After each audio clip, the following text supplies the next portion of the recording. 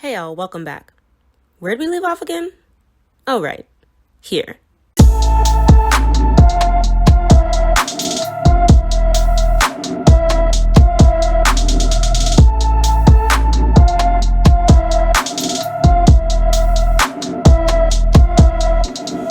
If you haven't already watched that video where I showcase my blowout routine, then go ahead and watch that first so you're up to speed. Now that everyone's caught up, in this video I'll be showing you how I set my hair for a Bantu knot out. Or in other words, how I create massive Bantu knots. This is my go-to method for when I want to create runway-worthy, glamorous hair.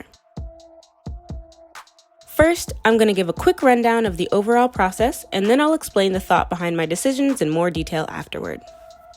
The first step is to section off a medium-sized portion of hair with my fingers and clip the rest of the hair out of the way.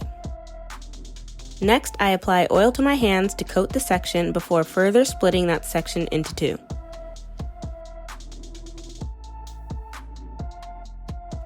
After coating both sides with a bit of oil and smoothing out the hair a bit, I begin to twist. The twist should be tight all the way to the end, which is okay here because it loosens after you let go. I also like to do a bit of awkward finger detangling on the way down.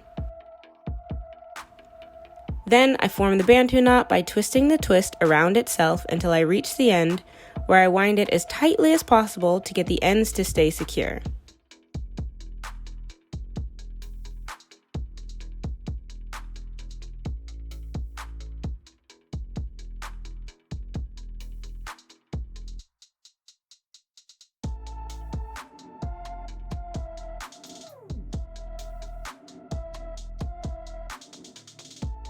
And then I'm left with a cute, very long, skinty Bantu knot.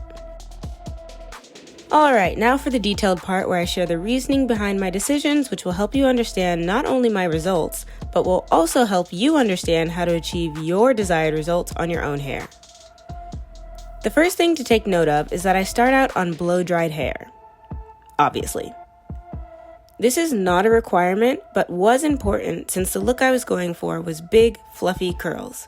You can imagine that if my hair was shorter, it would have been the most voluminous curly fro imaginable.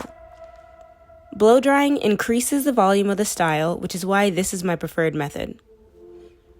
For sectioning, I used medium-sized sections and parted my hair with my fingers. Since I wasn't planning to wear the knots out as a style, clean parting achieved with a comb was not a concern for me. In terms of getting the size of the section right, that took some trial and error. But what ultimately determined the size I chose were the following factors. 1. The length of my hair.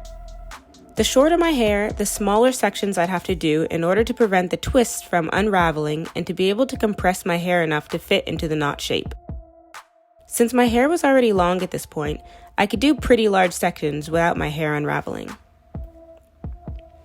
2. The desired shape of the curls. Like I mentioned before, my goal was the biggest, fluffiest curls possible, meaning I had to keep my knots on the bigger side to avoid the curls from coming out small and tight. And 3, past experience. Once or twice in the past, I've done Bantu knot outs on blow-dried hair in an effort to produce a sort of beach wave look, and I did that with 3 to 4 Bantu knots on each side.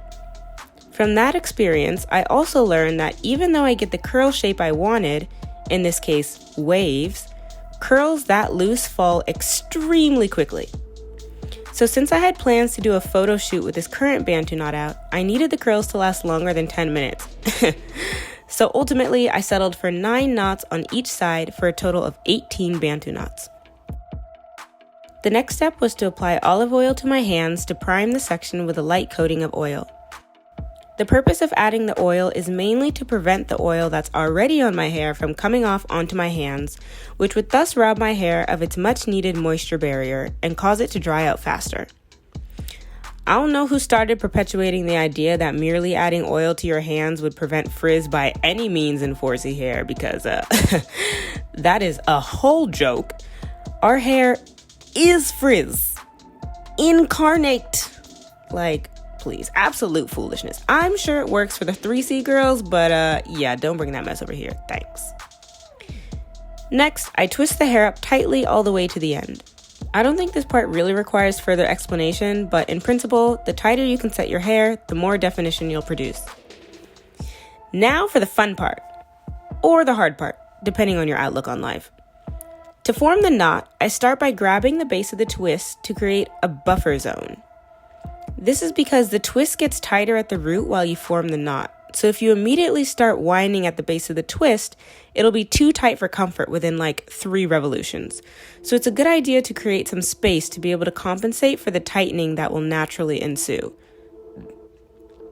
So I form a loose loop for my buffer and then begin to wind the twist up under the loop. As I go through, you'll see me also twisting the twist around itself in addition to the winding. This is because you'll notice as you wind, the twist has a tendency to open up. I'm pretty sure this means I should be winding in the opposite direction, but for now, this is the only way that I can seem to make it work. So if you find yourself running into this problem, just rotate the twist around itself a few times to close it back up between revolutions. At the end of the twist, I ensure to wind it as tightly as possible so that the knot will stay on its own. For the first several twists, I actually secured the end of each knot with a bobby pin because they wouldn't stay, but just know that with good technique, you can definitely get them to stay without pins. With that, I finished the first half of my hair, so I'm just going to use editing technology to jump to another dimension and finish the rest real quick. Upon my return, you'll see that, as I mentioned before, I have a total of 18 very tall Bantu knots. Now at this point, I'm sure some of you are wondering why my Bantu knots are that shape and not the cute rounded shape you're probably used to seeing. Since I also learned how to do my hair from the internet, like most of you all, I don't have a definitive answer, but I will tell you why I think that is. First, I twist my knots very tight, which would cause them to naturally take on a taller cylindrical shape versus a flatter mound shape. And secondly, my hair is pretty long, so the height of the resulting cylinder increases proportionately with the length, i.e., long hair equals tall knots. In the end, I know that the way I make my knots is responsible for the amazing results I get, so be sure to give it a try yourself if you like the end product. Now, on to the next fun challenge, wrapping! I used this rectangular satin scarf I have and just wrapped it however I could manage to fit all of the knots underneath securely. Secure enough. Also, I've decided to compile all of my favorite hair accessories into an online store for any of you who may be interested in using the same things that I use. So for anyone who's on the lookout for a simple yet reliable black satin scarf, be sure to check out the link to my online store in the description box below.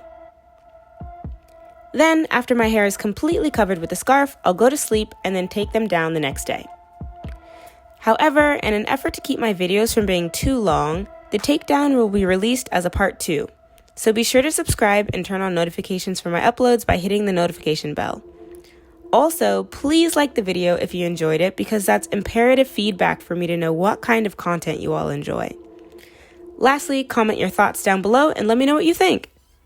That's all for the video, but thank you for watching and I'll see y'all in the next one with a bangin' Bantu knot outfit for a queen. Until then, matane! Bye!